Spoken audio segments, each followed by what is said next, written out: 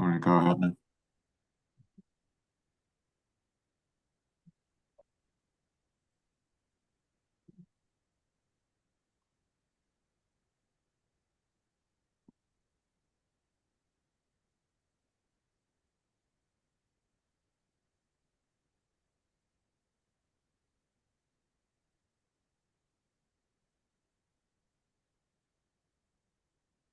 Hi, folks. We are about to get started. We are letting in a lot of people to this meeting.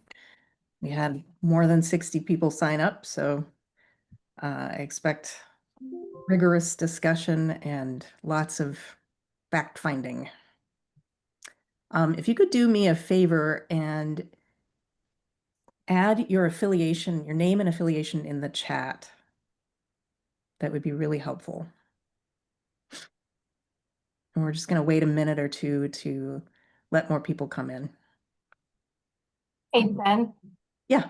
I just want to let you know I'm having work done at the house, so it could get kind of noisy here. So Okay. I'm gonna be off camera and muted the whole time, but if you need to talk to me, obviously, hopefully it's not when there's a lot of noise, but I'm gonna Okay. try to hear as best as I can. Thank you. All right. Thank you, Julie.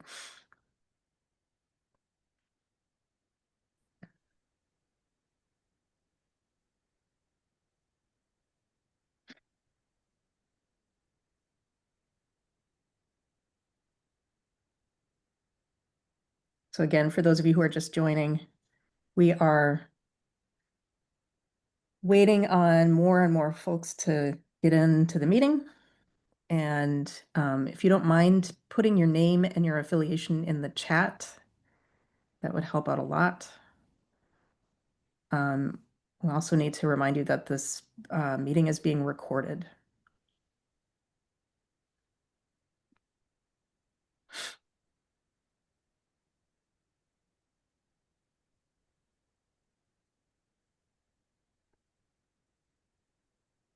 Okay, I think we have a little bit of a slowdown here in terms of people coming into the meeting. So why don't we get started?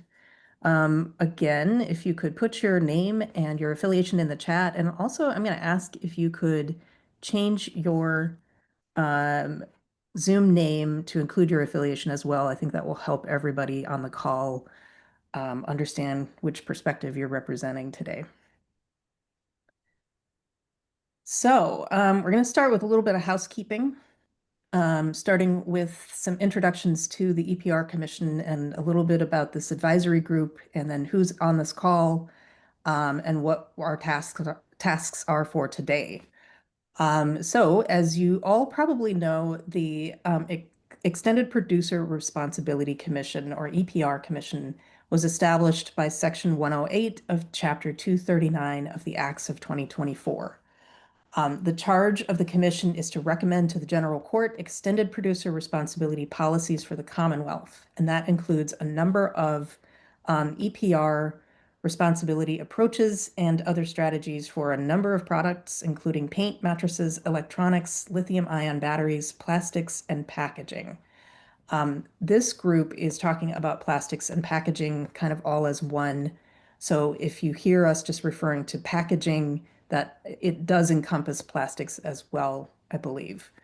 Our charge is also with proposed structures for collection, processing, and financial responsibility, information on cost impacts, waste reduction product and packaging incentives, and impacts on waste generation and contamination reduction.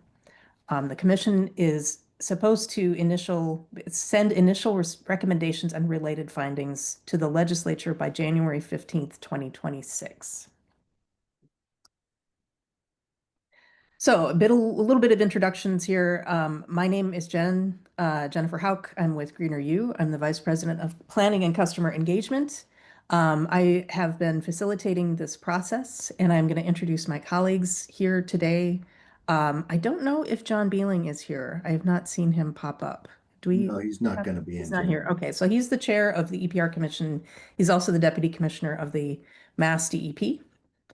We also have with us Greg Cooper, whom you just heard. He's the Director of Hazardous and Solid Waste with the MassDEP. Greg's screen is not working today, but he is here. You can see his name Hello, everybody. on your screen. We also have John Fisher, who's the Deputy Director of Hazardous and Solid Waste with the Mass DEP. You want to say hi, John?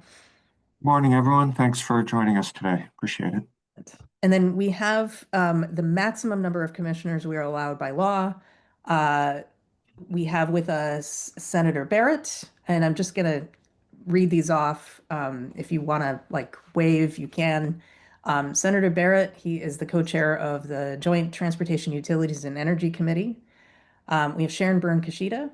She's the Senate Majority Leader nominee for the commission. We also have Jose Delgado, a Rise for Social Justice. I'm not sure he's on the call either. I'm not sure if I've seen him yet, but we have Janet Dominitz, who is with MassPIRG, David Melly with Environmental League of Massachusetts, Bill Rennie, Retailer Association of Massachusetts, Juanita Trabert, Mass Recycles, Tracy Triplett of the Attorney General's Office, although I think I see Zeus Smith is possibly filling in for Tracy. And then we have Abby Webb from Casella Waste Management. So the advisory groups were established at the May 21st, 2025 meeting of the EPR Commission, and they were charged with performing research and presenting findings to the Commission. I just want to emphasize that today's meeting and probably one subsequent meeting is all about fact finding. We're here to try to establish some facts and figures so that the Commission has a very clear path of information to identify and review. So we established that this is an advisory group and thus meetings do not need to be held in accordance with Massachusetts open meeting law.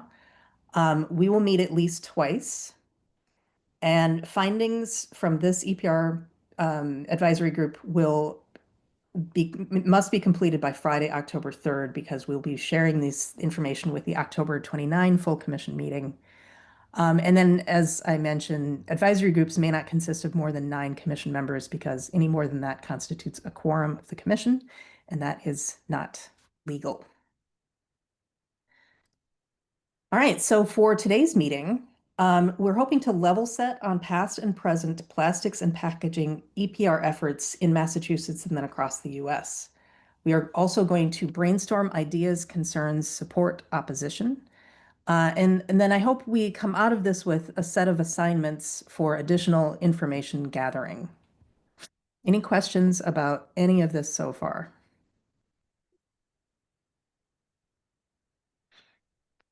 Excellent. All right, so then the agenda is going to be, we're going to have a presentation. Scott Cassell is from the producer. He's I'm so sorry, it's PSI, and I get them all mixed up. It's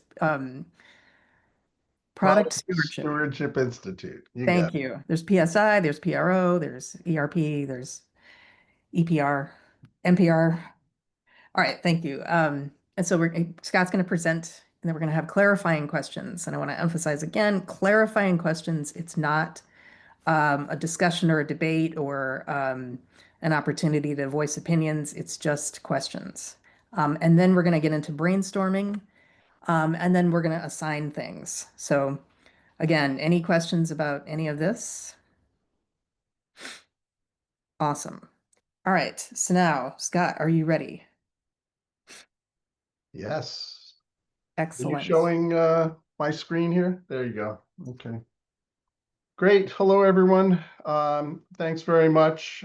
This is, as you know, the big one, as they say, with packaging. It's 40% of the waste stream, including paper. So everyone has a lot of interests. There are conflicting interests. There's conflicting opinions. I know we're trying to get facts here, but facts are always in the eye of the beholder. And it takes some discussion to work through all of this. So I want to just step back and say that I've mentioned before the last time I spoke that we are in a paradigm shift for packaging EPR, particularly for 100 years. There was garbage disposal was really new, and then there was voluntary recycling, then there was municipal recycling, and it's been 50, 70 years for that, and the system has maxed out. And this slide here basically shows you what the problems are in general about why packaging EPR has been proposed as a policy. So municipal costs have skyrocketed. We've talked before about the green fence, the China national sword policies where China restricted the imports of the recyclables. That then vastly increased the cost of recycling for municipalities here in the United States, a very big tipping point. Municipal funding is underfunded. They don't have enough to keep up with what's really needed. The rate of recycling has stagnated. When I was waste policy director, working with John and Greg and others of you, the rate stagnated about then in the 90s, and it's about 32% nationally here. Also, there's a fragmented recycling system. Each municipality, God bless all 351 municipalities and jurisdictions in the United States, they're doing things in a different way. Certainly some of the counties and there's groupings, but they're all doing something different, collecting different materials, recyclables, educating in different ways. The system is very inefficient.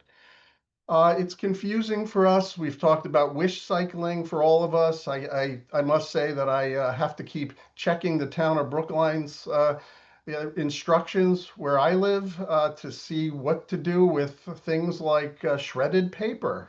You got to dispose of it. So there's a lot of contamination out there. The labels on products are often misleading, sometimes intentionally, sometimes not. And a lot to correct. And then lastly, the markets are fluctuating. Governments don't do well in the fluctuating markets. You have a budget, is a whole process, and it's been very difficult for governments to react to those markets. Private sector is much better at doing that. So it's an unstable system with the contracts. Next slide, please. So I'm going to oversimplify here just to start things off. So the current recycling system, the producer, which is often the brand, sells to a household or a business. And that household or municipality takes on the responsibility to hire a service provider and then pays them for that service. Next slide, please. So what EPR looks like is where the producer, the brand, sells to a household or a business, usually small business in these systems. And the funding goes to a producer responsibility organization. We'll get into that. It's Circular Action Alliance here in the United States. It's kind of like the equivalent of Paint Care for paint. They take on the responsibility. Now, for individual households that are contracting with a service provider, we call those in Massachusetts subscription individuals. They're called different things in different states, but those houses under EPR can opt to get some service. And I don't want to go into all the options here and how it works because there's a lot of options in discussing these different bills, but they often get the service from the PRO, or they could get reimbursed as well in the system. Municipalities, however, in the United States, and they started this way in Canada as well, is that the municipalities pay for the service, as you see here, but they get reimbursed by the producer responsibility organization. Now, in Canada, they, like Ontario and Quebec, they've migrated from the reimbursement, which puts more, gives more of the control, if you will, to the municipality, gives them a big role here. And it's done this way in the US. The municipalities want to keep the system relatively the same as what they know. And the service providers also, it's relatively the same. You can stay with the same service providers. So it's a reimbursement. But it doesn't give the producers all of the control that they really would like if they're paying particularly the full amount into the system. They want more control for better efficiency and so forth. So that's one of the changes you'll see. the PRO taking over that responsibility in Canada. But all of our systems here in the US have started with the reimbursement model. Next slide. Again, oversimplification. This is governance. There's three main bodies. As I mentioned, the PRO is Circular Action Alliance. Right now, there can be more if needed. You have an advisory council that is multi-stakeholder. It's usually not the producer, but it is, there's a producer that participate in all of the discussions, kind of like what you have here in terms of the commission, but because the PRO has its own representation, the advisory councils, all the other stakeholders, recyclers, waste management, collectors, local government, state government, environmental groups, and the state has the oversight. The big role, and we are, PSI is the facilitator. I facilitate with a colleague the advisory, they call it a board in Colorado for implementing their EPR law for packaging. And so the PRO writes a draft plan, an implementation plan. It is really, I call it the mothership, if you will. It's the implementation document that the advisory council, with all their expertise, is advising on, and then the state makes decisions. And all three are there at the same time in all of these meetings moving forward, and it's a multi-year process. And this is really the guts of how these laws are rolled out. Next slide. So here's just a map of the United States. You'll see Washington, Oregon, California, Colorado, Minnesota, Maryland, and Maine are the 7 states with laws, and all those in orange, including Massachusetts. Here you see a few, 4 in the Northeast, have bills introduced. We even have Tennessee, and state representative came to our national conference last month and is leading the charge in Tennessee. So we're seeing it spread. Next slide, please. One thing to remember is these are not new systems. Actually, EPR started with packaging in 1992 in Germany. These systems have been in place for over 35 years in Europe and over 15 years in Canada. So there's a tremendous amount of experience. We have been around 25 years, and the whole time we've been working with those in Canada and Europe with, understanding the ideas and seeing what might work here in the United States. So a lot of experience. Next slide. Next slide, please. Sorry, it's not advancing. There we go. Okay.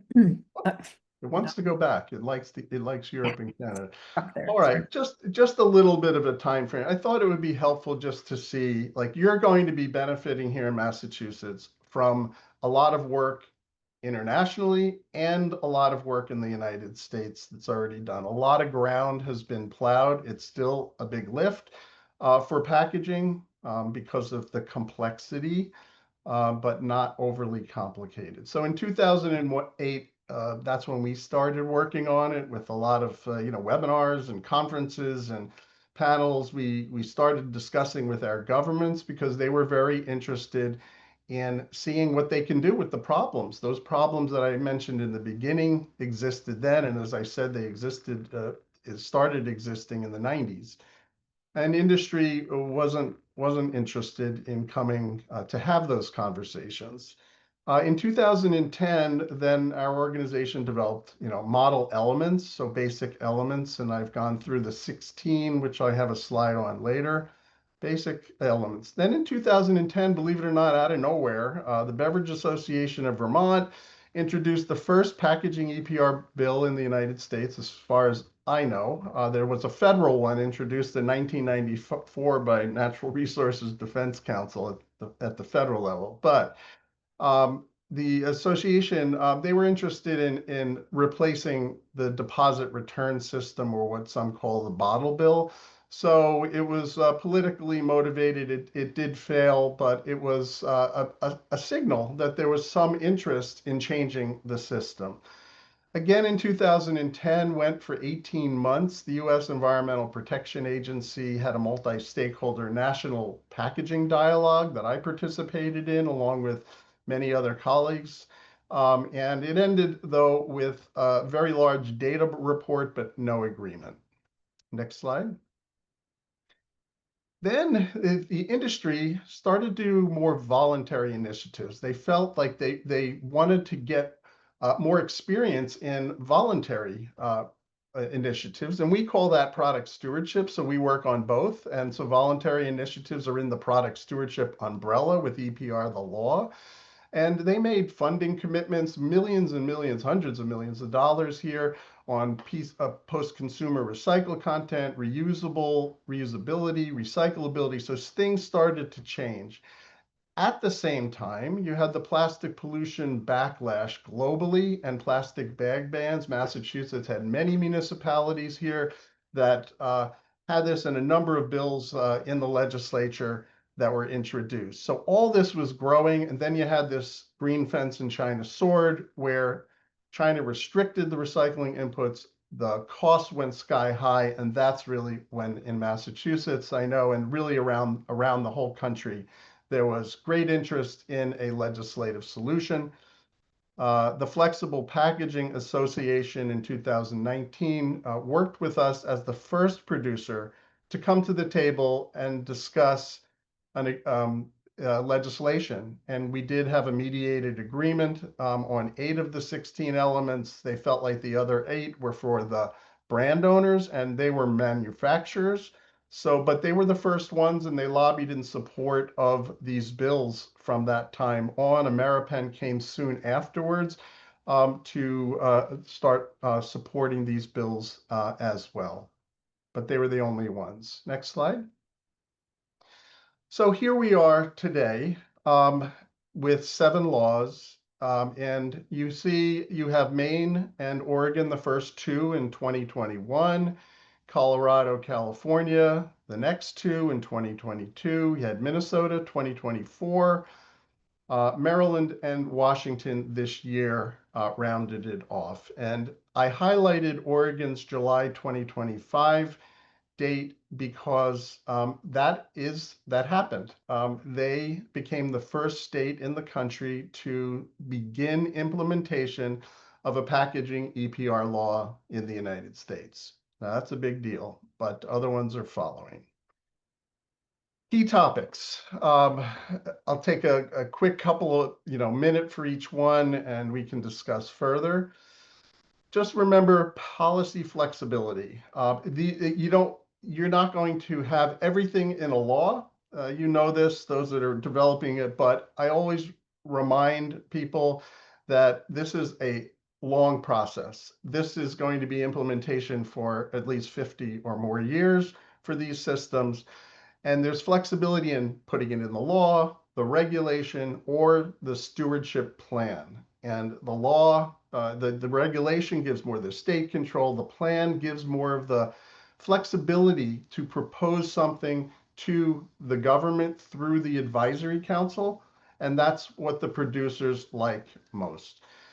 The cost of consumer goods, it's always been a very big issue. It should be. We don't want consumer goods to go up. I know there's people on this call that have some strong opinions, even done some studies on this. I could say there were 3 studies done. York University said, yes, consumer goods. And I'm paraphrasing, so sorry if I'm getting this wrong, but yes, consumer goods will go up. A consulting study for Oregon DEQ, when they were doing their bill, it was done by RRS, they said, no, that's not the case. And then Columbia University looked at both of those and did some more analysis, and they also basically said, no, that's not to be expected. I checked in with my colleague, friend from EXPRA, it's Extended Producer Responsibility Alliance in Europe, who's worked on these systems for 3 or 4 decades. And he runs an umbrella for all the PROs across Europe and in other parts of the world. And he's even written some testimony on this, saying they have not seen the cost of consumer goods go up there. The reason I think this is what we're going to see is because I make an analogy to, we're all from, many of us from Massachusetts, the Massachusetts Water Resources Authority. We had leaking pipes. And when you send the water through leaking pipes, it's not very efficient. We are fixing the leaking pipes version of the recycling system. There is an inefficient system right now through recycling, through composting, through contamination, and we are creating value over time. So it's going to provide opportunities for businesses that are more sustainable, that are making more sustainable products, and it's leaning in that direction. So I guess only time will tell, but this is not something I think you need to worry about, and I can turn you over to some of the producers who feel the same way. Packaging EPR and deposit return systems, another very big issue. It always has been. As you know, the bottle bill in Massachusetts is a hot item. It hasn't been updated in a long time around the country. A new one hasn't passed, but still they're revered systems. The people like them. You can return, but there's value in the deposit return systems, those beverage containers. It's a cleaner stream for the bottles, particularly glass, but it's a duplicative system. And so there's an interest in discussing this. I think it's going to be resolved at some point. I think there's ways to resolve it. There's different interests here. There's money involved. If you move it one way, there's a loss of value and someone else gets it, what they've been getting now. And if you move it the other way, it pulls the other way.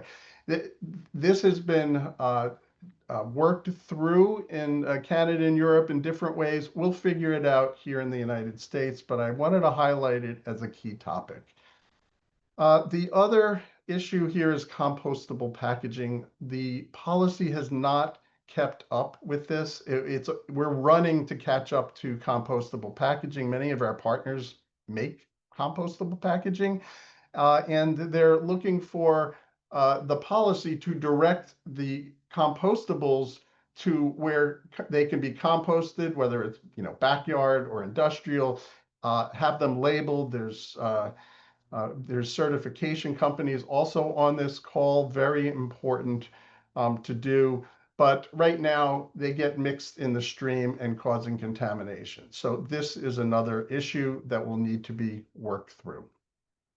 Next slide. Eco-modulated fees, and I'm coming to the end. I have one more slide. So the eco part of the packaging fees is really the last version on environmental factors, but they're often called eco-modulated fees. It's really 4 parts. It's the producer paying into the PRO, Circular Action Alliance, into that fund based on the material itself, whether it's glass, paper, and the different grades and colors. It is the quantity of that material they put on the market. It is the cost of that material into the system. For example, opaque white plastic of the same grade costs more to handle because it has less value than clear plastic of the same grade. And then there's these environmental factors, and I think Oregon is really leading the states on this with life cycle assessment, figuring out how can we make decisions on lowering environmental impact. Sometimes they say circularity may not be the answer right away. And so looking at toxics, recycled content, carbon impact, and litter contribution and other factors, these are being worked through right now, usually through regulation within the states. Next slide. Here are the 16 laws, so you'll have it, 16 elements, so you have it for reference, and it's each part of a bill. And this is every EPR bill. This is the method that we've used to educate and to work to develop policies with other stakeholders. Next slide. So a couple of things. Packaging EPR elements, covered materials. It's usually all packaging, regardless of whether or not it's recyclable or compostable. If you put it on the market and you're covered, then you pay into the system. Multiple programs include paper, as well as packaging-like products, and another word for packaging-like products is food service ware. So that's the plastic forks, the knives, the cups, the plates, things like that. Covered entities, usually single and multifamily residences, as I mentioned. They can be small businesses if that recycling truck on its route goes to municipal for single family houses or multifamily. It can go to small businesses, and that is included in the program as well. There's depots, transfer stations, as well as public places, parks.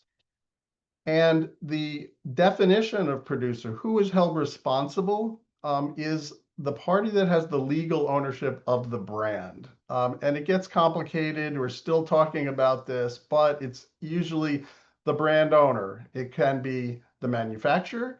It can be the retailer. It can be a distributor.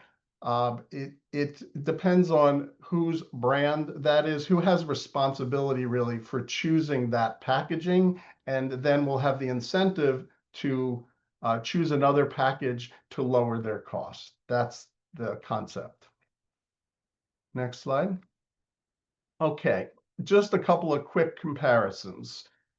You see all of these at the top, the packaging is covered. Okay, paper products. Here you see that the first 4 states have paper products covered, 2 have covered, 2 not. If Jen, if you can go to the next slide quickly, and you'll see the latest 3 states, the last ones in the last 2 years, all paper products are covered.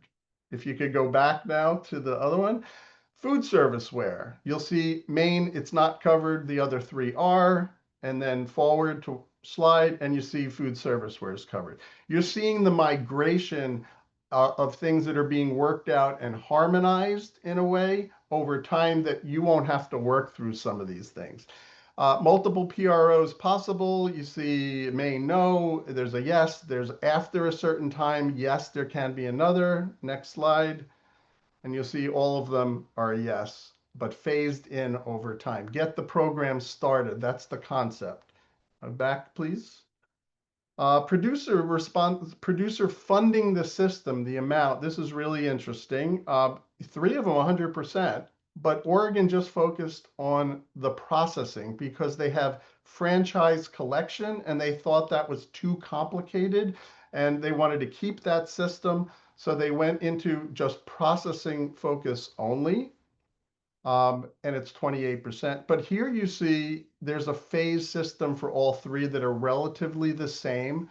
So the producers are accepting systems that are phased from 50% 1 year, and then another year or 2 later, 75% they'll reimburse, and then another year or 2, it's 90%. So they've stopped at 90. Who knows if it'll go to 100, but there's some consistency here with the amount of funding that the producers are paying into the system. Going back, you see eco-modulated fees and the performance targets, a mix between regulations, statute, and the PRO proposes through a plan. That's the first 4 states. And then the next, all of these are PROs are proposing. So again, the trend here has been to give some of the producers, at least in these 3 states, Massachusetts may decide to do something else, but Minnesota, Maryland, more moderate states, Washington, more progressive here, but all 3 have the PRO proposing in the plan, which gives more opportunity to the producers and a little bit more control, perhaps. Okay, could you go to the next slide, please? Thanks. So I'm ending up here. So harmonization is the key. We've offered that in every product to all the industry in the beginning. Paint, we have a model. We have models where the industries come to the table in the beginning. Packaging, that wasn't the case. But now we have a lot of interest among producers because there's 7 states starting to harmonize on their own, but still differences. So there's a lot of interest, and we are working with a multi-stakeholder group to harmonize these 9 elements: the timing and the sequencing of the systems, the who is responsible, the obligation hierarchy they call it, what are the scope of the materials covered, what are the exemptions that are allowed, how are the reporting for producers, how is that to be handled. It's often, it's a big issue for producers from what they're doing now to where they're moving. You have fee setting and the eco-modulation. There's a number of issues around that. There's also the responsible end markets, again, where this material goes, whether it's domestic or overseas, and what the standards and certifications are to give it like a stamp of approval. And then the financial responsibility, what's being reimbursed and what's not. So these were worked out already with a number of producers. We work with the state and local governments with them. And we are, next slide, please. We are working on 6 more meetings from September to December of this year. And goal to harmonize, we already have over 75 different stakeholders. And what this will do is it'll reduce confusion, of course, for everybody. It will lower cost for the industry. We recognize that our whole time. If you have harmonized laws, the industry doesn't have to work so hard. And hopefully less opposition to the laws and more embracement of these over time, and getting them into the discussions before the legislative process, we feel is the best way to go, so that you come to the legislature with more of the kumbaya feeling, if you can, which is what we've been able to do on some of the other bills that we've worked on. Next slide. And last, just I showed this slide before, but EPR is not the do-all and end-all. It's not only EPR. There are complementary policies, plastic, bag bans, and the bottle bills, and toxics in packaging. There's a whole model law on that by the new MOA organization. There's labeling laws, PCR content. And there's household hazardous waste now that there's EPR laws for household hazardous waste, which come in packages. And also cylinders, which the cylinder is a package under packaging EPR. So there are more laws that are coming, and it gets a little more complicated over time. But again, those are being worked out, and they'll be complementary or integrated with packaging EPR. And I think that's it for me. There we go. There's my contact information. At the end, you have these slides so you can contact me if you're interested. There we go. Back to you, Jen. Thank you. Great job, Scott. Appreciate it. All right, so now we have a little time for clarifying questions. And again, I will emphasize that this is not the time for debate or discussion. I just want to give an opportunity to ask Scott questions about his presentation. So if you want to use your literal hand or your virtual hand. Okay, I've got Mike Hoffman. Michael, please. Michael Hoffman. Hello, Scott. Michael. So can we agree to clarify that we have no real data to show any real cost analysis based on US programs, that the European programs aren't good examples because their packaging is dramatically different than ours? And so probably the only real program that we could look at from a cost standpoint would be the Ontario program that was fully implemented in the summer of 2023. And that program took a $500 million cost for recycling to $1.5 billion initially, and it's now headed towards $2 billion.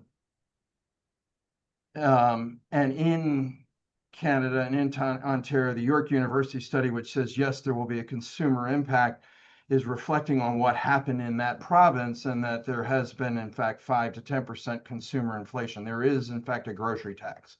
Can we at least agree where we're starting to compare things? Because not everything is comparable if we're going to make this decision to pursue. And I think everybody deserves that clarity. Well, I'm not here to debate the numbers at this point. We have lots of contacts, as you do, in Ontario.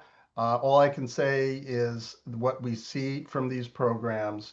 The issue of the cost, I mean, there are cost increases as the producers are picking up more of the cost of these programs. So they're all phased in. Ontario, Quebec, phased in those programs. There's changes. So if you're looking at that in terms of a cost increase, but if you're, once it's 100%, the governments are spending that money now. And I think it's a good thing to look at Ontario, Quebec, British Columbia has the program in place even for more years. And we can look at these and learn from those systems. And you're right that they're different. Canada's different than the United States, so we have to take that into consideration as well. So I just made a general observation. This is what the producers themselves are telling me. But we can look at the data, and I'm not in a position to pull up information and analyze it on the spot. So I think I will. Jen, I'm just going to cut in here, Michael, and suggest that when we get to the next section, which is brainstorming, there's going to be an opportunity to sort of list or suggest data that we find so that we're presenting the commission with updated, accurate information that they can use to weigh their decisions. And that could be something you could fill out. All right, fine. And so that point of clarification, would we, as the National Association representing all things waste and all of this infrastructure, have an opportunity to make a comparable presentation as Scott has? I'm going to leave that to the DEP folks. But I think, again, this is, there are a couple of ways to weigh in. One is through written comment. One is through this meeting or these meetings, these advisory group meetings. And one is through, we have, public input sections of our EPR commission meetings. So these are all opportunities that you can use. But I would suggest if you've got data that you would like to share, I'm going to be compiling a report for the commission after this meeting that will include fact-based findings to give them to weigh. Perfect. Thank you. Great. Allie? Jen, if go I ahead. could just make a quick comment, if you will. First, I want to thank Michael for the statement and the comments. He's got a lot of purview on this issue. I just, for people that don't know our organization, let me just say we have members from Michael's organization, the National Waste and Recycling Association. They are partners of our organization. We have the different recyclers, some on the phone here. We also have producers that are partners with us, more and more because of what's going on. And then we have state and local governments. So we actually, 50-50 funding, and just for all transparency, we work with both. And so we're not coming from any particular perspective other than looking at these from how this can help solve the waste management problem. Great. Allie, and then Andrew. Great. Jennifer, can you hear me? Yes. Okay, great. Okay, I had a clarifying question, and I just wanted to make sure I understood Scott. It sounds like he was saying that producers told him specifically that they don't believe the cost of goods are going to go up because of EPR. That's just a different story than what I have heard from my producers and other producers. So I just wanted to make sure I heard that correctly. Yeah, Ali, I can send you testimony from Joachim Coden from Expra, who's the president of Expra, the PRO umbrella. It's different. All And right, Susan, could you mute yourself? so Thank we you. don't have any of these systems in place other than Oregon's, which just started. So it's a little early to say what's happening here or what's going to happen in the United States.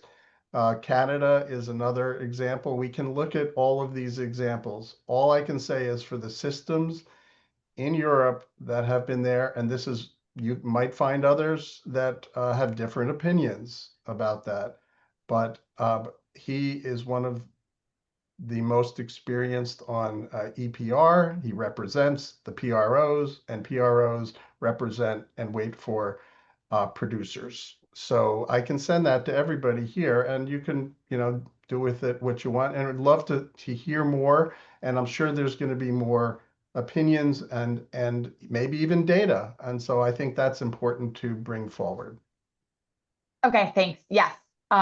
Just a quick follow-up on Oregon specifically. We are seeing the fees be at some places 4 times the price of that in other jurisdictions. So, anyways, I wouldn't say it's something that we shouldn't worry at all about. I think it's something that we should continue to consider. Great. Andrew. Great. Hi, Scott, good to see you. Just Hi, wanted Andrew. Hey, good. Yeah, good to see you. Just wanted to clarify from Ameripen's perspective, we don't blanketly support EPR in every state. The details are very important. There are bills that we will oppose and bills that we will support. It's very specific to each interaction. So I just want to sort of clarify that in terms of where Ameripen sits, and would encourage the group to continue to evaluate, all of those aspects. I would also, and Jennifer, this may be part of the plan, recommend that Circular Action Alliance, which has practical experience in the other states, be considered as a presenter in the future. I don't know what forum to suggest that other than just offering that now. Thank you. Thanks, Andrew. Bill? Thanks, Jennifer. Yep, Bill Rennie, Retailers Association of Massachusetts Commission member. I would echo the comments made by Michael, actually. So with the regular commission meetings, look for the first, when we talked about paint at first, we talked about mattresses second, and we got a presentation from Paint Care, and we got a presentation from, International Sleep Products Association and MRC. And, no surprise, they run these programs and they support Massachusetts moving forward these programs, and that's all we heard about.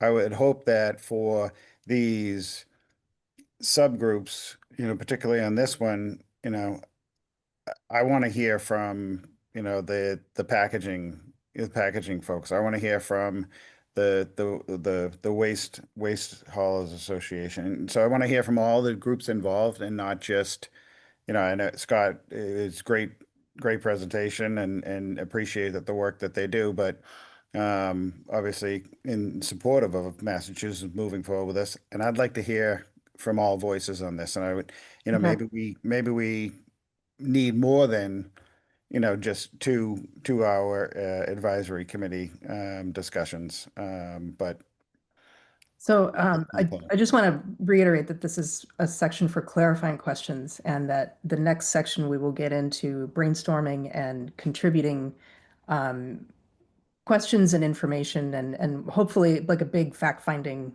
mission that we're going to go on. Abby. Sure. Abby Webb with Casella. Jennifer, do you hear me okay? Yeah. So one clarifying question. Scott, you alluded to the issue of subscription households within the state of Massachusetts. And I think one data point that I think would be helpful for us to understand is what percentage of households are served in that model as compared to through a municipal program. I'm not sure if that's something we already have, or if it's something the commission could work on pulling together. That's a great question. I think that would be very necessary to for Massachusetts. I don't know, John or Greg, do you have the subscription household number here versus municipal run programs? John, you want to take a shot at that? We have some of this data, but it's not complete. Yes, that's that's kind of the answer. So we do get data reported by municipalities on an annual basis about the number of households they serve. We receive those reports from roughly 300 of our 351 municipalities. So we do have some data on that. It's not 100% complete, but one of the things we did, we had a similar meeting like this a few weeks back for electronics, and DEP among others gathered some follow-up information. So I expect we'll be doing something similar like that here, and happy to gather and provide any information that we can along these lines. So, but the short answer is we can absolutely provide the data we have. It just won't be 100% complete. Thank you. Great. Juanita. So I have a clarifying question about how the structure works in any of the existing, or like the laws that have been passed, for how municipalities, like what the relationship is with municipal governments and haulers. Yeah, that's my first question. Like clarifying and trying to understand further like what that setup looks like, or how it's been arranged in a couple of the systems. My second question is, so in a system with 100% producer funding, the $3 million that would be paid by the city of Newton taxpayers, that would be reimbursed or paid for in some fashion. Is that accurate? Let me see, Juanita, if I can address the full question here.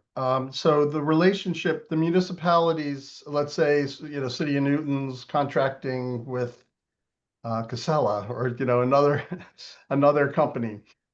You can continue that relationship, and then you would be reimbursed for that. It's the collection, it would be the transportation, the processing, that contract, whatever you're paying, would be worked through. However, in the system, there are formulas, and this is the sort of the nitty-gritty details where it's worked through what is being reimbursed and what not being reimbursed. And there's a lot of discussion that takes place in the broad sense. That could be done through regulation. It could be in the plan. Abby, you might know better than I, but there's different ways of working through it. But there's a general sense, yes, they're going to be reimbursing for your costs for those. There's allowable, and then if let's say a company is picking up, they're going to want to know, hey, is this, are you doing it right? Or there's a level of contamination in it, paying more for less contamination. And so there's various levers in it, and the government is setting up some of the regulatory structure about how the payment will be made and on what's covered, what's not. So that'll be worked through. Also, the other things, though, is that the Producer Responsibility Organization, Circular Action Alliance, will be covering educational costs. They'll provide educational materials and other things that you're spending right now in those towns. So there's more value that you'll be getting beyond just the contract. Hey, Abby, did you want to, I don't know, Jen, if this is out of bounds, but Abby or anyone else here want to add to this as to what I mentioned from your own experiences and perspectives? I can, of course, we don't have any direct experience yet. The programs in our region have not gone into effect, but I think it is a good point of clarification that generally packaging is just a portion of the municipal recycling stream. So safe to assume that it wouldn't be full reimbursement of all recycling costs, but rather for the packaging portion or whatever portion is deemed covered by the program. anyone else have a follow-up with that? we can move to Sharon. Okay, thanks, Jen. Sharon Kashida, MassDEP retired commission member. Scott, you had mentioned that there were certain packaging types that would be exempt, and I wonder if you could give a few examples. Thank you. Oh, there's types, and it gets into like federally regulated, like your medicine bottles, for example, the plastic. That's just one example. There's many others. Again, I think over time that might change, but it's trying to get the system up and running. The big things are trying to give a pass, if you will, at least in the beginning, for very small companies. It could be under a certain tonnage that they put on the marketplace or a revenue that they have on the marketplace. So it's really trying to get the sort of mid-size and larger companies right from the beginning. And that's most of the discussions about the exemptions. And we have all the examples. The states are similar about how they do it. And that's another thing we'll be discussing in terms of harmonization as to what is really best practice there. But the bottom line is try to get these programs up, and then over time, more can be added. Thank you. Great. I don't see any other hands raised, so I'd like to move on to the next part of our meeting. And before we do that, I know some of you have been entering as we're chatting here, and if you haven't yet, if you could put your name and your affiliation in the chat, that will help a lot. It'll save a lot of time because I'm going to produce a meeting summary document and hopefully include all of your names and affiliations on that. So then I won't have to look them all up. So what I'm going to do is also add into the chat information about how to get into our mural board. So if you could click on that and navigate to a different screen. Goodness.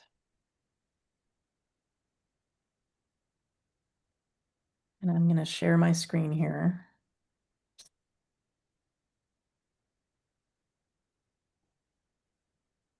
And just to note that you can zoom in on this so it's not so tiny.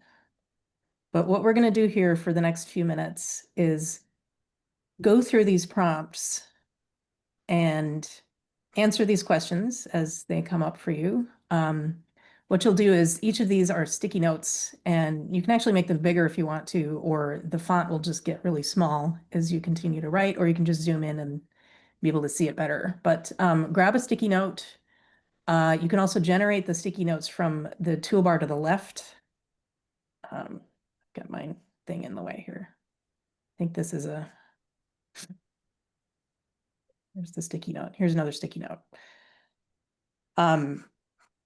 So if you grab these and then you write a response to the prompt, and if you see something that looks like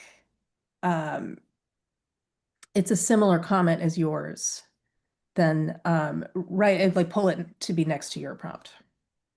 I see somebody is moving them around. So ultimately what we're going to do, just so you know where we're going with this, is we're going to write these sticky notes. So like answer all 5 of these questions, and then eventually we're going to go through them, and then they're going to become tasks. So we're going to drag these sticky notes over to the next steps to-do list and hopefully assign a person in this group to do that research or come up with some answers. So any questions about this as we move forward? All right, go to town.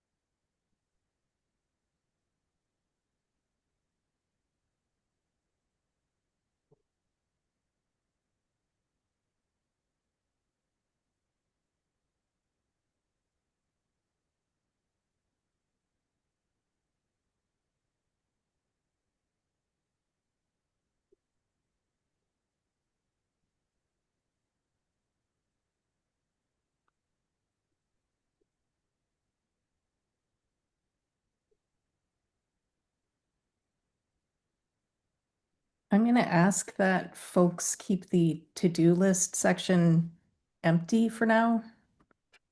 You don't mind moving them back to where they came from.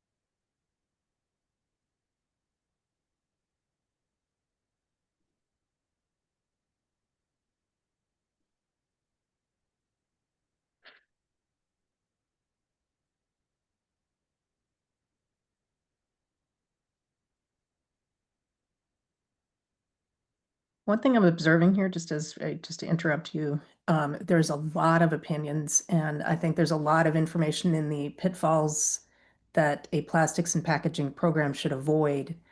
It would be helpful, I think, to turn that into questions we can start to research and answer through the research, because I think a lot of your opinions are incredibly valuable and pertinent. And giving this information in a fact-based format to the commission is going to be very helpful in helping them make decisions.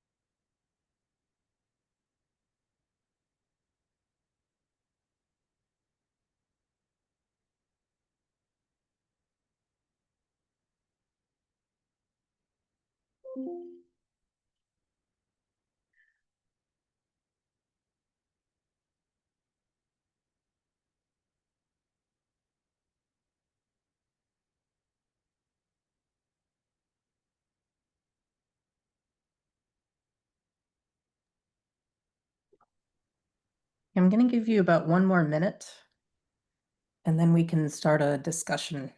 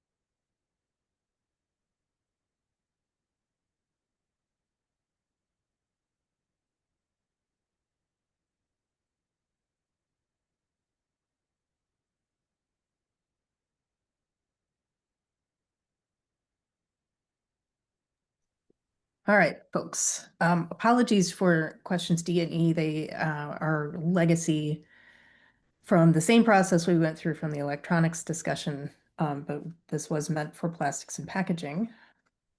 Let us start by going through question 1, which is what has worked well so far in Massachusetts regarding plastics and package recycling. I think that there's a lot of information here about how Massachusetts has a really excellent recycling infrastructure already. Is there any comment about that or debate? Does anyone agree or disagree? If you need Michael is- data, we as a trade association can give you that. Say that again?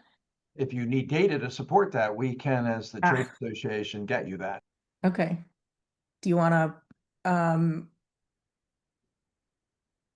my screen is very slow and I'm sorry about this. My computer can't handle this program. I'm going to add that as a to-do list for you.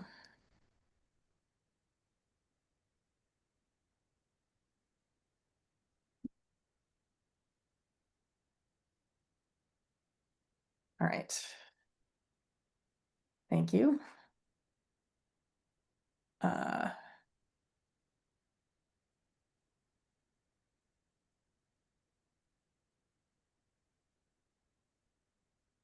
Let's see.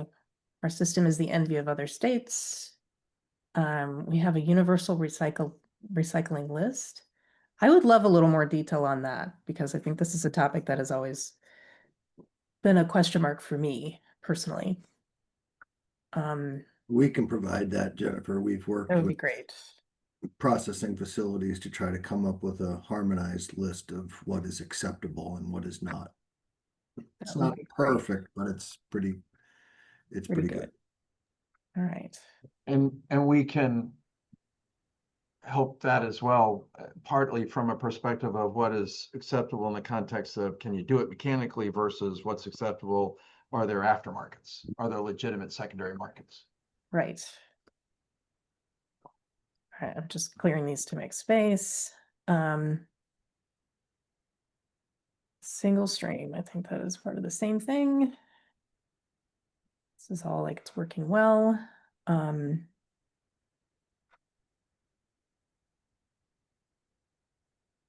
This comment about Ontario is scaling back. I don't think this belongs under this answer.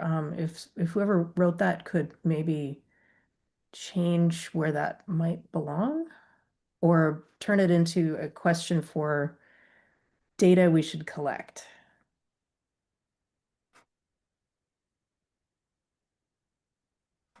All right, so I think like some more robust information could be helpful in supplying this. So I think this is going to turn into a MassDEP data collection.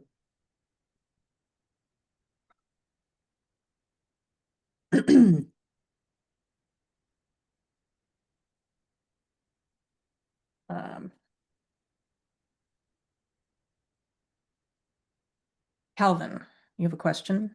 Hi, Jennifer. Perhaps Comment. this may not be the right time to ask, but I was curious as to what avenue you'd recommend for sharing some of this data or information that we have. Yeah. You mentioned that, you guys are looking to compile facts. So would you be able to elaborate on what that mechanism is and what Yeah. perhaps the best form would be?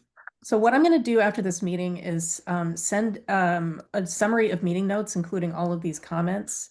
And I'm going to request in that email, I'll send the email out to everybody. And that will include my email address to all of you, and you can send this data to me. Wonderful. Thank you so much. You're welcome. All right. Moving into the second question, which is what is not working well for plastics and package recycling in Massachusetts. If any of you wants to help me group these, that would be great. I'm having a really hard time moving around on my screen. So looks like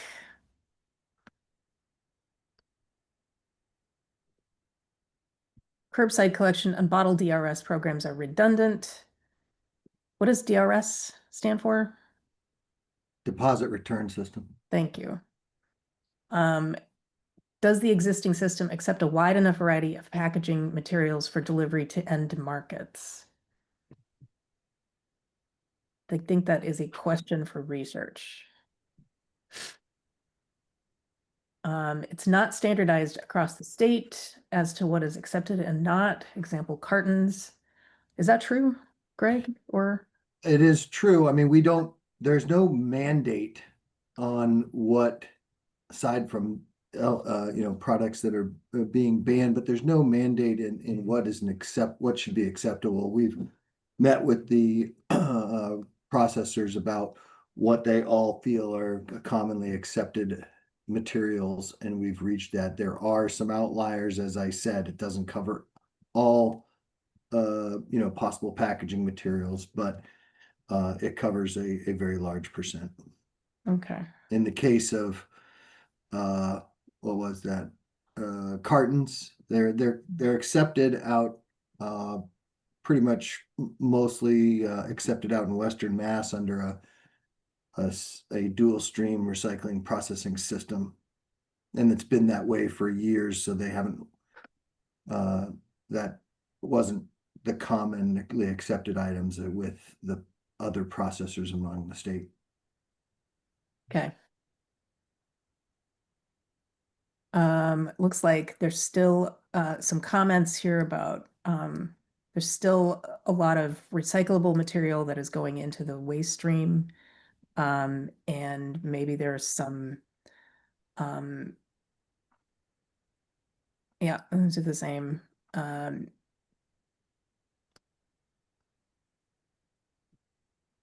Incentives among stakeholders are misaligned. Producers and haulers benefit and municipalities pay ever increasing costs. Education programs are not equal to all residents. Cost increases, volatile cost increases for recycling. Wreaks havoc on, okay, so problems for municipalities. Cost burden is unfair. Costly to municipalities. This is related to the bottle bill, but it also has to do with the deposit. All right.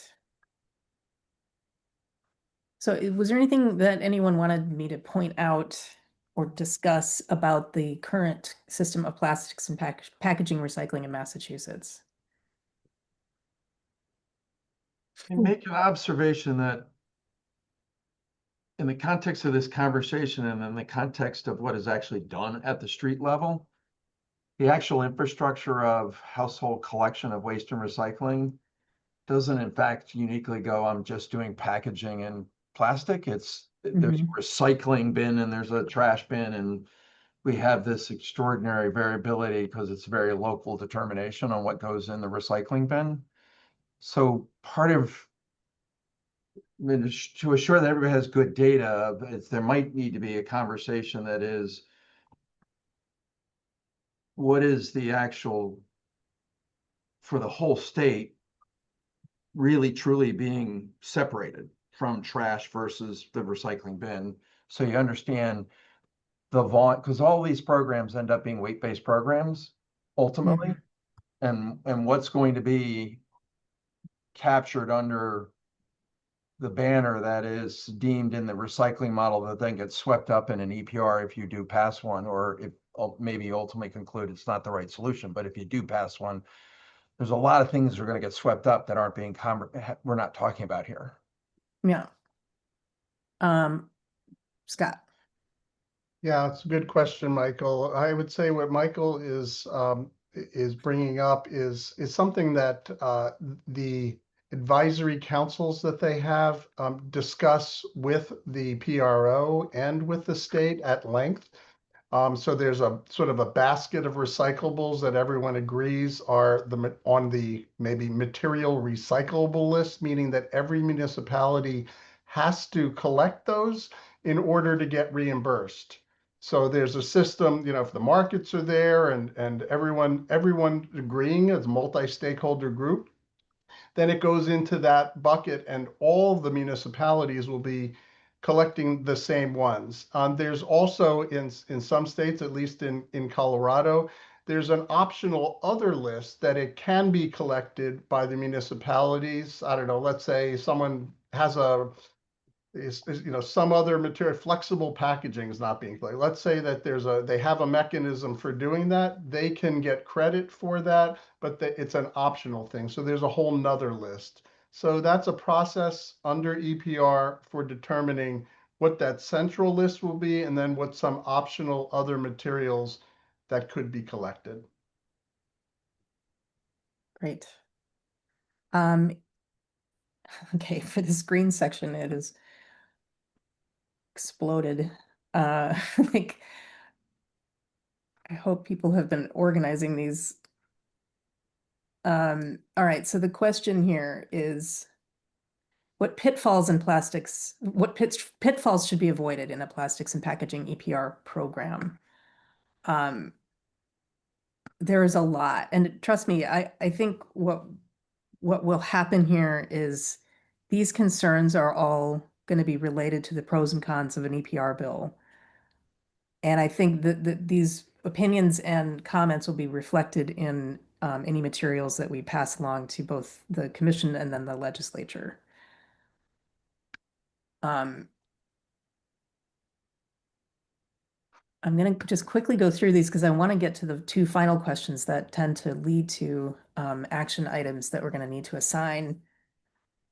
Let's see. We do not want prescriptive goals in the statute. You don't want goals or targets. There is a concern about cost to consumers. I think there were a lot of comments about that. This is a question. What question in Massachusetts seeking to answer by perusing packaging EPR? Is it a transference of cost or increase of the recycling rate? I think that's a question of what the goals are of this program. Does anyone want to comment on that? Well, what is the intention here? Are you passing EPR to transfer the cost, or you're passing EPR because you think you're going to improve a recycling recovery rate? I think well, I guess Greg can answer that, or Scott. Yeah, Probably. I mean, I think it's multiple things. I mean, obviously, there is a taxpayer burden, so no matter how well you recycle, it doesn't really affect how much it costs you, or however much you reduce your own waste, it doesn't affect your costs. I think that's one aspect of it. I think an efficiency system, I think heard time and time again of, the business efficiency is outpaces that of municipalities and government, and that would mean that the fish, if one believes that, then that would be a way to improve the efficiency overall of the system, and thereby ultimately probably result in more recovery and higher diversion rates. So I think I'm not saying it will achieve all that, but I think that are some of the things that people are looking to EPR to potentially provide a solution to. Thank you. I'm looking for common things. I think there's a category of which things should be included in the definition of packaging EPR. I know that we saved plastics and packaging EPR for last, knowing that this is probably the most complicated topic to cover, including there are just so many elements to it. It's not a straightforward product like paint. Sharon, you have your hand raised. Thank you. I'm not very adept at this, and so I don't have any contributions on here. But as to the question of why EPR, if I can try and address that, Yeah, it's in my mind, it is to change or modify the ever-changing landscape of what our packaging looks like. Is the decision made on, okay, I'm going to start shipping stuff and it's going to get airdropped into your driveway, and ensuring that we make sure packaging is recyclable. I don't disagree with much of what's being said on this mural board. We do have a terrific recycling program, and the Universal, the Recycle Smart Mass is excellent. But how do we stem the ever-changing tide of what our packaging looks like so that everybody is driving in the same direction towards waste reduction, low toxics, reusability, and recyclability? Thank you very much. Thank you for that clarification, Sharon. I think that's really important to mention here. Claire? Yeah, I think another goal is to reduce overall packaging, like the little tiny thing that comes in the great big box with lots of stuffing in it, providing incentives to minimize that. Yeah, I agree. Scott? Yeah, I want to take off of what Sharon had mentioned in terms of changing the packaging, because really that is the ultimate goal here, is more sustainable packaging so that it can be reduced, reused, recycled, composted, taking out toxics, etc., lowering environmental impacts. And one of the things that we see is that there's many producers that do produce right now sustainable packaging, and goes for other products as well, that right now those are the companies for those products that are at a competitive disadvantage without a system like EPR, because they're doing it really for more marketing benefits. And when the marketing benefits don't add up and get beyond that, and it's usually, it could be like 10%, something like that, maybe 20% of a benefit. Consumers are paying more. There's lots of studies that say consumers want this. So there's producers that are at a competitive disadvantage now. What these systems do is flip that so that those producers of the packaging are at a competitive advantage. Through those eco-modulated fees, they'll be able to reduce their costs. So the whole driver here is to put the financial incentive to the producers. That's why it's called extended producer responsibility. It's not only producers that have responsibilities in these systems, it's multi-stakeholder, but it is the producers we're trying to influence with these systems, choosing more sustainable products, and they can meet their voluntary goals. So over time, you're seeing many, many more producers supporting this, and there may be some out here that are in that bunch, but that's what we're seeing. So if I might share, there is irrefutable evidence that we do not get design for recycle changes in packaging as a result of EPR. If you want design for recycle changes, you need to create, for the packaging that doesn't have a foodborne issue and therefore a food safety issue, viable secondary markets. That's content commitments. And then we need to have a whole conversation about food safety related to packaging, because a tremendous amount of the packaging we're talking about ties into food safety, and that has a whole series of complex issues regarding redesigning it because of how we deliver food in this country on a single-use basis and assure we don't create unintended consequences by changing the packaging.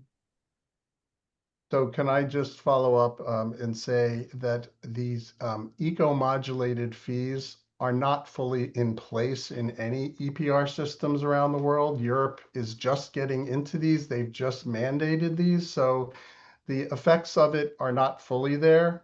But having talked to many, many producers, there's already a lot of changes that are being made to lower their costs. You can see Amazon changing their packages across the United States. You can feel it yourselves. Look around, you're going to see more and more that are just doing it because they're reading the tea leaves of these changes coming forward. There's demand by consumers, but they're also lowering their own cost. So that will happen over time, but you know, there are many examples of this that we can provide. I think to add to that, Scott, I think conceptually the EPR is really trying to make the responsibilities of the producers holistic in nature, and they're going to make decisions about whether their packaging should be reduced or can be reduced, or how does that affect product destruction, how does it affect shipping and all of those decisions. But what this is just doing is putting an additional element, the one that's been the burden of municipalities, into that calculation, and they'll make the decisions on whether they want to reduce their packaging, change their packaging, leave it the same, recognizing that that's the most efficient way for their entire product to move through the cycle. Yes, that's well said, Greg. And I'd say that these systems aren't to tell the producers what to do. It's giving them a different playing field to compete under. Now, bans and other things like that, and are different. Those are saying that, the laws that to ban them, and they can be in EPR laws, but they're not really the main focus of them. And it's really about working with the markets, allowing technology to evolve, and let the private sector invest where they feel they can get the best bang for the buck within a more sustainable system, as we call it. And mentioning sustainability, we had a comment in here from Calvin, and if you want to expand on this, you mentioned that sustainable packaging is not the most recyclable packaging. Can you offer an example of something that is sustainable but not recyclable? Are you asking Calvin, or? I'm asking Calvin, yeah. If you're still with us, and you are muted if you are.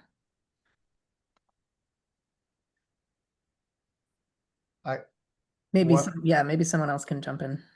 I don't have a specific example, but I don't disagree with this. And this is a big conversation among government officials and others all across the country, is circularity, which we often think of as maybe recyclability, compostability.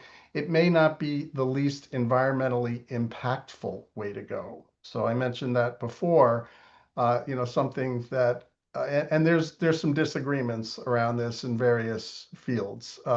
But that's what I take Calvin's comment to be. And, this is where the Oregon Department of Environmental Quality, through their EPR law, they have a requirement or incentives for the producers to provide the life cycle assessments of various products to show the lower environmental outcomes. So they've been the national leader, Oregon, in going towards the lowest environmental impact, even if it means disposing of that material for the time being. They're looking at it from that perspective, truck traffic and all the other inputs into LCAs. Right. So it is, it's complicated in some ways, but there's many people making sense of the complications. And it looks And like Jennifer, Chris- if you don't mind, this is Chris Franznacci. I've read some of Calvin's work, and I'm not going to speak for Calvin, but a specific example I think is you really have to look at what you're talking about in terms of sustainability or a life cycle analysis. Are we talking about greenhouse gases in terms of conservation or sustainability? Are we talking about resource conservation in terms of materials? And so, an easy example that I think of is flexible packaging. Flexible packaging is often not recyclable. It's not recyclable in any EPR jurisdiction, in fact, either. But it's also lightweight, and so it costs way less to transport. Its greenhouse gas emissions associated with the production and the transport and sale of flexible packaging products are way less than what you say rigid plastics or cardboard or paper. And so I think that's just another angle of complexity that this commission needs to consider, is what type of sustainability are we talking about, and how does that not interplay with recyclability? Thank you. Claire has been patiently waiting. Oh, that's okay. They've actually said a lot of the things I was gonna say. You really need to look at the big picture. Like Yeah. materials like glass, even recycled glass has a much higher carbon footprint than, single-use plastic. And there's also, product protection, plastic, a thin layer of plastic over some meat, for instance, will preserve it a lot better than a paper covering. So, Yeah. it is complicated, but it needs to be addressed in determining what the fees are going to be. Right. So I think in the interest of time, because we only have 20-ish minutes left, there are a number of sticky notes here that would be really beneficial for us to get some more data on. And I think what would be helpful is if you could write down, like I'm going to put down here MassDEP. So MassDEP, if there are pieces of these blue sticky notes that you could address, if you could just drag them down here next to your name. And then likewise, if there are others in this call who represent organizations that might have some of this data that you could share, or how to find it, it would be really helpful for you to take that on. Peter. Yes, I apologize, not as familiar with the tool, so I put my data need in the chat. Great. Thank you. I would add, what is the impact to small businesses who actually become subject to EPR programs? And what are typical thresholds across the state? I think the second, I'm very comfortable being able to gather that type of information on the existing programs. But anyone with data on what is the impact at the small level for companies that become subject to EPR? Great.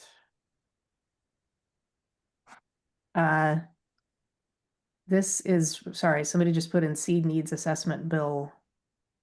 Is this a piece of data? It's a bill that has a lot of elements in it that Okay. would need to be incorporated based on some other bills, laws, rather, and needs assessments that have already been done. Okay. Jen, if it's helpful, I can piggyback on what Claire had mentioned, because it is important to mention that some states have done what's called a needs assessment first. It has to be done anyway before actually implementing any program. So it's what Paint Care does themselves when you pass a paint law. They have to do a needs assessment, figure out it's really a gap analysis, figuring out what infrastructure exists right now, what's the cost to deliver a system that is convenient for the public, and the standards in the law. So, so that is something that is a first step. And sometimes, like in Illinois, that's what they did. They did a law that passed the needs assessment as a first step. And then they're developing a bill now. In Maryland, they passed a needs assessment, but they also had in it the creation of a producer responsibility organization and an advisory council. So the governance was put in place. So there's ways of doing this. Those are two ways that you can take maybe the baby steps or first steps into it in order to get things moving before actually implementing or passing an EPR law. But most of the bills have included them all together.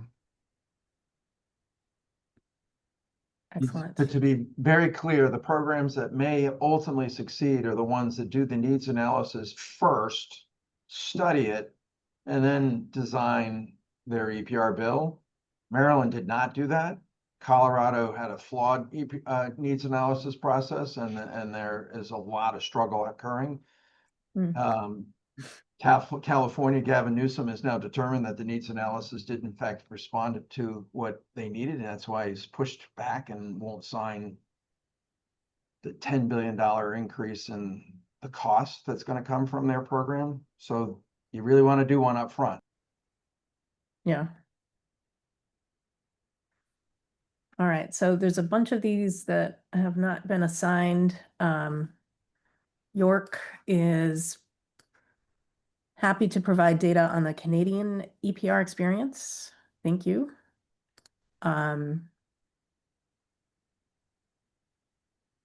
Let's see. Review of impacts of other EPR programs on haulers and recyclers.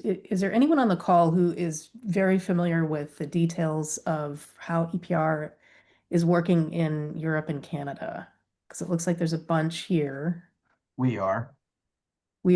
Michael, so can I ask you for some help with some of these tasks? I'm assuming you're going to send us a things to do list. Yes. Yes. So is that a yes, you're willing to help? Oops. Yes. Awesome. Thank you. I'm just gonna drag you here because these are getting big.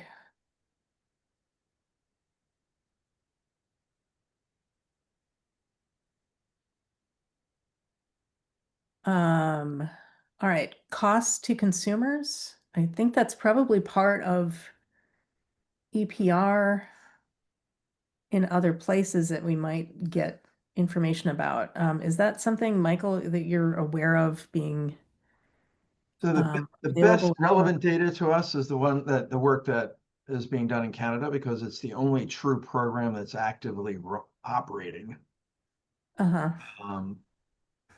The European, actually, if you ask our sister organization in Germany, they would disagree with the generalized concept that there isn't a cost pass-through. DBE would show you that there actually is a fairly significant consumer cost pass-through, certainly in Germany. So Okay. we can help with that, and I'm happy to work with Calvin on that as well. They've done the best balanced work on this. Great. Thank you. And I think, Jennifer, we Yes. have a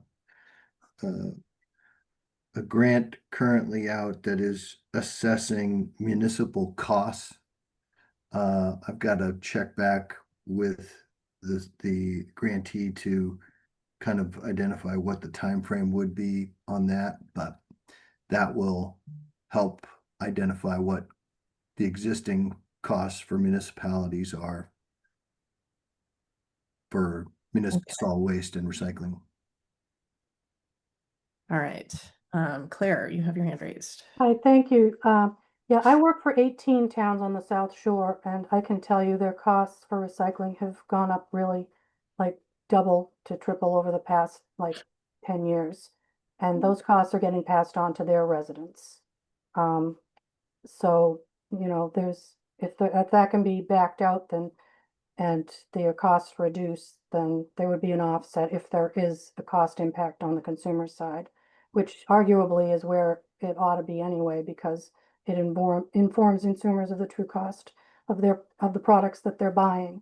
And where it has no impact at the, on the tail end, and is just kind of wreaking havoc on municipal budgets right now. Okay, thank you.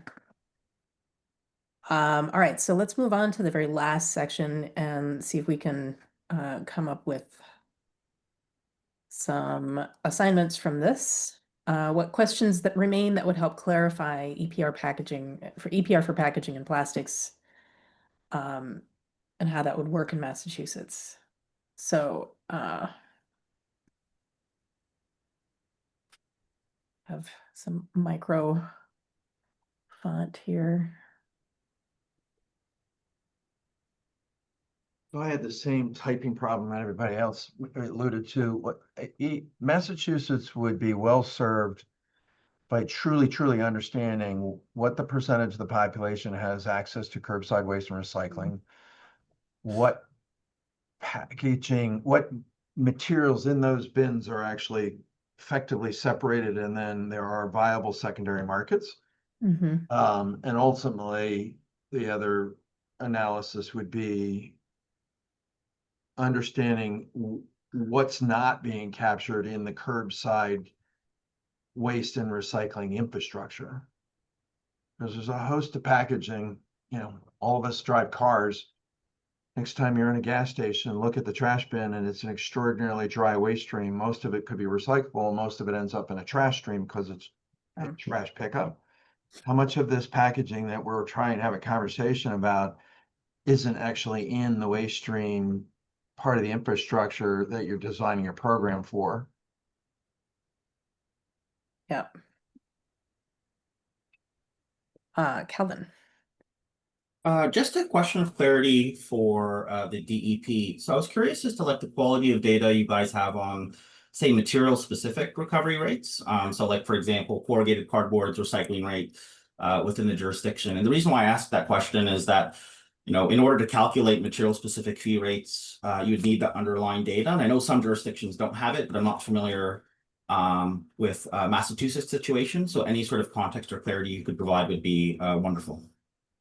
Well, that's obviously a difficult question. You probably, may know or may not that the department does not calculate a recycling rate for the state. And there's a rationale behind that. We look at just a reduction in disposal.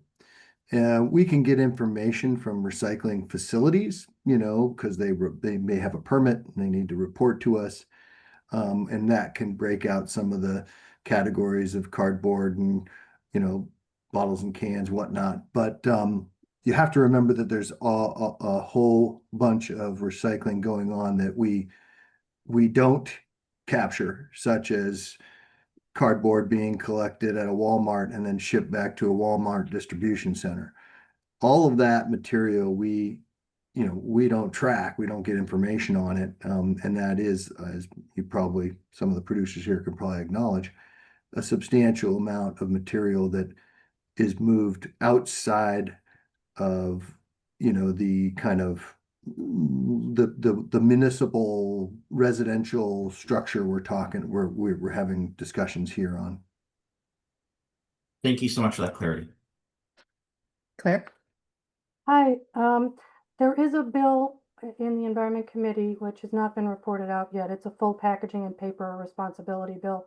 And to address some of the, like the concern about the gas station stuff, that bill actually does cover small businesses, entertainment venues, and assisted living facilities, you know, other residential type facilities that are currently, you know, that are not typically included in you know, your basic residential EPR model. And because there is a substantial amount of material generated by that. It also reimburses private haulers for materials that they collect from those entities, partly for operational reasons, because it's all getting dumped, collected and dumped together at the processing facility, which is also why paper, one of the reasons paper is included in it as well, because it's all mixed together. And it's kind of hard to tease it all out. So that's just a comment on that question. And then I'm trying to think of what the other comment I was going to make was. What came up right after that? Shoot, I can't remember. Well, if I think of it, I'll put it in the chat. The bill that I'm referring to, I put in the chat, the link to the bill. So, and if I think of the other thing I was going to say, I'll put it in the chat too. Okay. Thank you. Just seeing some comments here. For Canada, it might be helpful to hear from the main producer responsibility organizations, Circular Materials and Eco Enterprises Quebec. Good comment. And then Janet says stabilizing design needs to better anticipate toxics. For example, PFAs and microplastics have huge costs for consumers and the environment. All right, we're kind of coming to the end of our time here, and I'm sensing that there's just a lot more questions than we have answers to. And I think in this orange section, I'm seeing a lot of questions for discussion and debate that, you know, it may not be as straightforward as just looking up some information. So I'm going to hold off on making further assignments for now.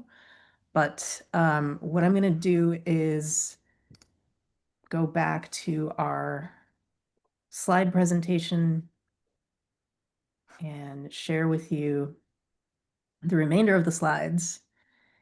So I wanted to go through the next steps for this group and for the EPR Commission, and then get some feedback from you. So the next steps here is that we are going to send additional background data and research on plastics and why did I write it this way? Advisory group to send DP. Okay, so I'm asking you to send us additional background data and research on plastics and packaging.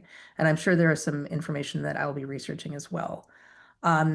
We will have another meeting with this same group. You are all invited. That will be in a month, Thursday, August 28th, 10 a.m. to noon. So you can sign up for that on the internet, the EPR Commission webpage. Greg, you have your hand raised. I just wanted to add one thing, and maybe it's into this information, which would probably be helpful for the commission, is if there folks, whether it's, I'm sure a lot of these people have been participating in some of these other state discussions and rollouts and implementation, and Scott, I'm sure your group has been involved in some also. I think it would be very good to kind of get some, if there are kind of timelines of like, when did this start? What was the information that they were, you know, seeking, going after and needing to obtain? How was it formed? How long did it take? You know, just to kind of give the commission a good understanding of, you know, moving into this packaging, what does that really entail? To get Greg, can you clarify, like, what when you're asking for timing, do you mean for like the development of policies or for the implementation phases? I'm saying for implementation. So the laws passed, what needs to be done and how does it get done, and what's, you know, what information is needed and what was the time frame. You know, they arrived at some dates in there where those laws of passed in July 26, implemented in 29. You know, was there any you know, logic or you know, Oh, yeah. done to kind of come up with that date? Yeah. Why wait so long? I can just, I think it's a great question. You're asking, I think, two questions. One is what's the steps and the information needed, which you're starting here, you know, to move towards getting better information. And then, you know, there's a bill, obviously, and then, you know, how does it get passed? The other thing is once the law is passed or when drafting it, what are the implementation dates? And that's one of the things we'll be harmonizing with Circular Action Alliance and some of the producers and others in the multi-stakeholder group. We're looking at that part. So you know, you want to get that right in the law so that you know, you can be implemented and you're asking for things in a proper sequence and giving enough time. That's one thing, but the others is the steps needed, like here, what you're doing, and how do states typically do that? We can help, and others may have information they would like to share as well. Awesome. All right. So just to wrap up here, any data that we come up with should be delivered to the commission by Friday, October 3rd, and that will give us enough opportunity to kind of compile this information by the October 29th meeting of the EPR Commission on plastics and packaging. That meeting is, again, October 29th. It's a Wednesday from 9:30 to 12:30. And we hope to have materials available within, I think we're hoping for at least 3 weeks before that meeting. That may be the last meeting of the commission, but not likely. I think we will probably want to have probably another meeting after that to wrap up, but just to give you a sense of the timing on all of this. And it could be that we don't come up with a firm recommendation as a commission on plastics and packaging, but we're certainly, you know, going to continue talking about it. The final question for you is, I'm just looking for some feedback on this meeting and on how you think it went. Strengths, improvables, things you loved, things you hated, things you would do differently next time.